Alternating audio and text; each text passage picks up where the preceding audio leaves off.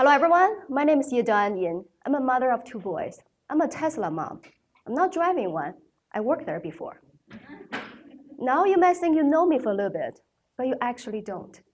Let me tell you my story. January 2015, the night before my boy was born, 5 weeks earlier than his due date. You have to deliver him today. Otherwise, he'll be dead any second see your belly. That's what the doctor told me. I check in the triage. Nurse asked me to get some rest. 5 minutes after, all the bright lights were on.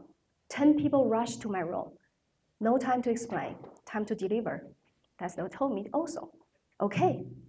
15 minutes after, my son, he was 3 pounds and 8 ounces on my chest. When I looked down him, the tiny thing in my arms, when I looked my puffy face in the mirror, without a job, my life was over. That's what I thought at that moment. But here I am, on this stage, sharing my story with you, how I came from there to here today. And not a side story. I'll come back to my boys later. We all have our goals and desires. We're all longing for certain things or certain people. What should we do? How we handle it? Should we just work harder? What does that even mean? Or should we just set a clear path to reach our goals? Or we're just chasing more aggressively? Have you ever tried to hold sand on your hand on the beach? The harder you squeeze, more sand will flow out of your fingers. But when you open your hand and look around, you will see miles, miles, and miles of sand surrounding you.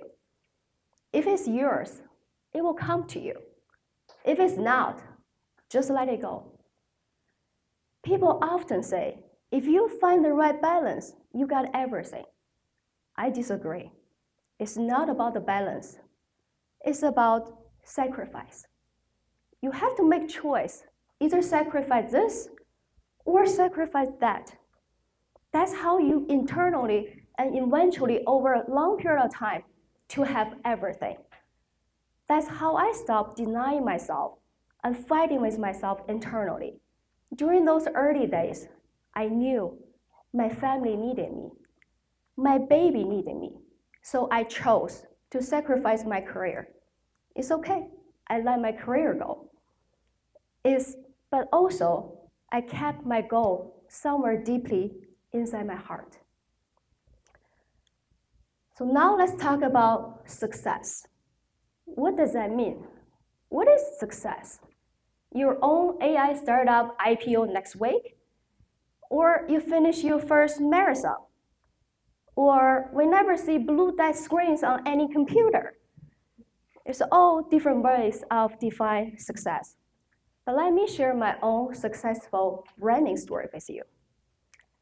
My undergrad college has a tradition, testing students in long-distance running, 3,000 meters for male students, 1,500 meters for female students. I think they believe that's a secret and the key leading into working healthily for 50 years for the country. That's why I always been asked, run faster. Makes sense. That is the ultimate goal. But until one day, I asked one amazing marathon runner woman from my work. I asked her, how should I train to be like you someday? And she asked me, how do you run? I explained to her. My knees were hurting when I was running. Immediately she said, you run too fast. No way.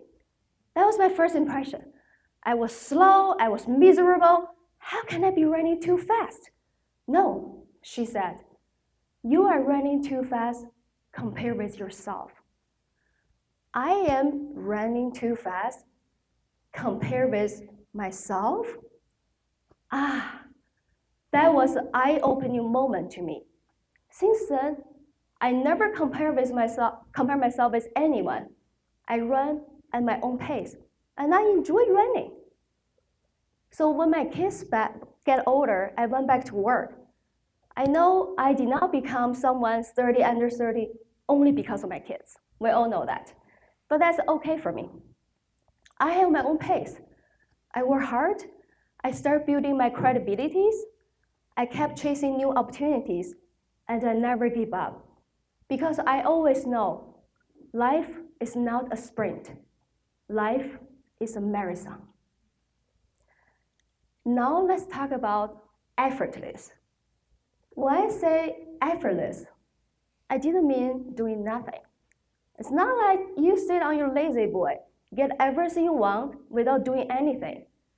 We call that daydreaming.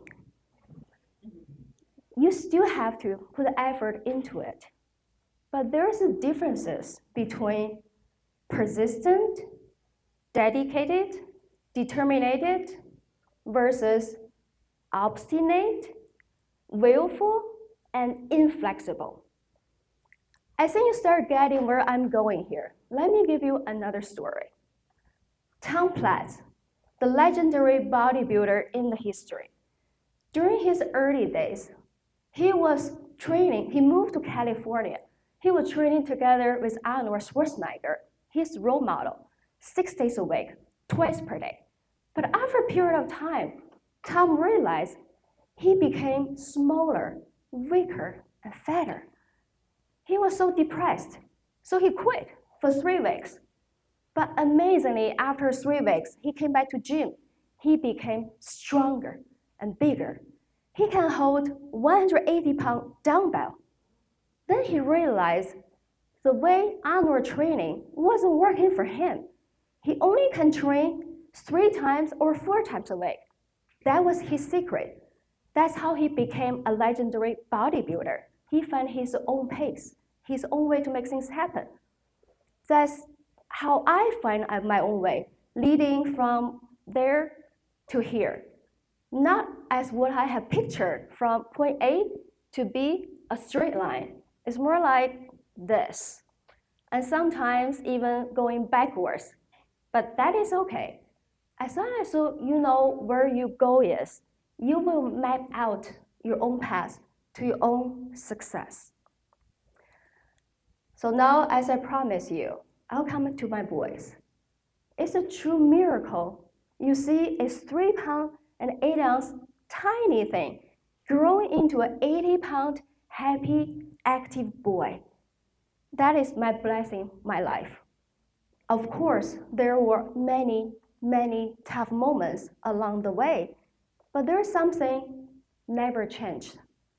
I always know what is the most important thing to me, and I never compare myself with others. And I know I should be persistent, determined, dedicated, but not obstinate, inflexible, and willful. I think every of us will have found our own way, our own path. I wish everyone here achieves your effortless success. Thank you.